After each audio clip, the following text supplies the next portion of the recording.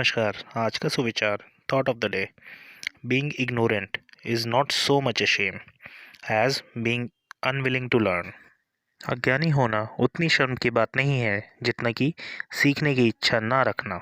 अर्थात सीखने की चाहत ना रखने वाला व्यक्ति जीवन में कभी कुछ सीख नहीं पाता, परंतु अज्ञानी व्यक्ति भी अगर कुछ सीखना चाहे, सीखने की इच्छा रखे, तो वह कुछ भी सीख सकता है, क्योंकि जीवन निरंतर सीखने की प्रक्रिया है।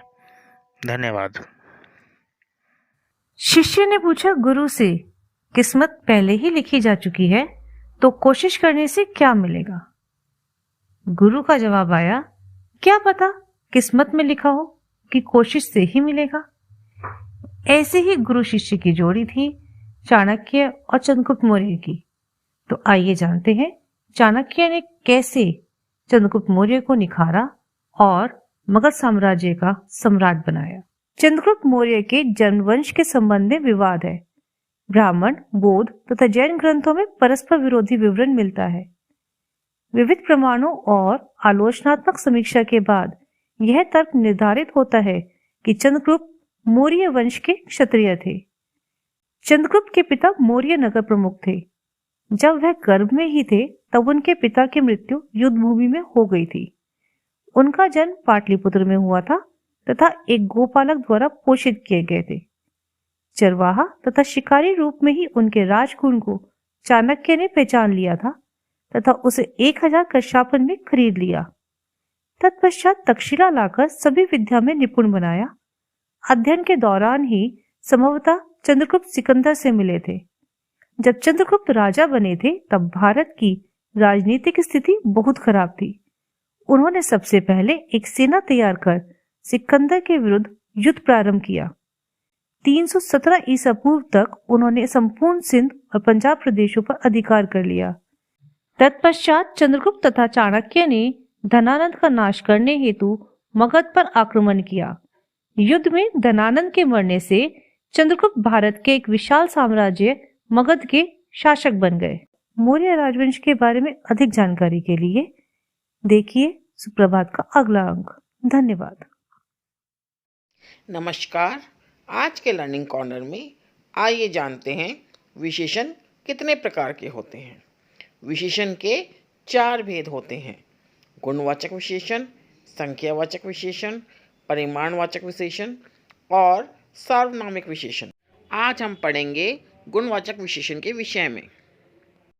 स्क्रीन पर कुछ वाक्य दिए गए हैं। आम बहुत मीठी हैं, वह बहुत दयालु है, उसने नीली कमीज खरीदी, सबने स्वादिष्ट हलवा खाया। इन वाक्यों में मीठे, दयालु, नीली और स्वादिष्ट ये सभी शब्द विशेषण शब्द हैं। ये गुणवाचक विशेषण के उदाहरण हैं। परिभाषा: जो शब्द संज्ञा या सर्वनाम शब्दों के गुण, अवस्था, रूप, रंग, आकार आदि का बोध कराते हैं उन्हें गुणवाचक विशेषण कहते हैं। आइए उदाहरण देखते हैं। रूप रंग: नीला, हरा, पीला, सुंदर। गुण: भोला, चतुर, मूर्ख, चंचल। अवस्था: युवा, बीमार, स्वस्थ। आकार: बड़ा, ऊंचा, लंबा, गोल, चौकोर। इनके अलावा अन्य कई उदाहरण भी हो सकते हैं जो रूप, रंग, गुण, अवस्था, आकार आदि विशेषताओं को दर्शाते हों। आज का अभ्यास कार्य: आपकी स्क्रीन पर कुछ शब्द दिए गए हैं। इन शब्दों के लिए गुणवाचक विशेषण लिखिए। पहला शब्द है गाय। गाय के लिए गुणवाचक विशेषण होंगे सफ़ेद गाय, काली गाय, स्वस्थ गाय। इसी प्रकार से सभी संज्ञा शब्दों के लिए 2-2 गुणवाचक विशेषण लिखें और यह कार्य करके अपनी मैम को दिखाएं। धन्यवाद। नमस्कार। आज हम बात करते हैं महिला खिलाड़ी तानिया सचदेवा की। तानिया सचदेवा एक भारतीय शतरंज खिलाड़ी हैं जिन्होंने इंटरनेशनल मास्टर और महिला ग्रैंड मास्टर के इंटरनेशनल चेस फेडरेशन का खिताब जीता हुआ है। तानिया का जन्म 20 अगस्त 1986 को दिल्ली में हुआ था। वह एक शतरंज प्रस्तोता और विवरणकार हैं। तानिया सचदेवा ने 6 साल की उम्र में ही अपनी मां अंजू से शतरंज का खेल सीखना शुरू कर दिया था। उनके माता पिता ने उन्हें व्यावसायिक प्रशिक्षण प्रदान किया और वह 8 साल की थीं जब उन्होंने अपना पहला अंतर्राष्ट्रीय खिताब हासिल किया। वह के.सी. जोशी द्वारा प्रशिक्षित की गई थीं और अपने शुरुआती वर्षों के दौरान उन्होंने एक बच्चे के रूप में कई कार्यक्रम जीते।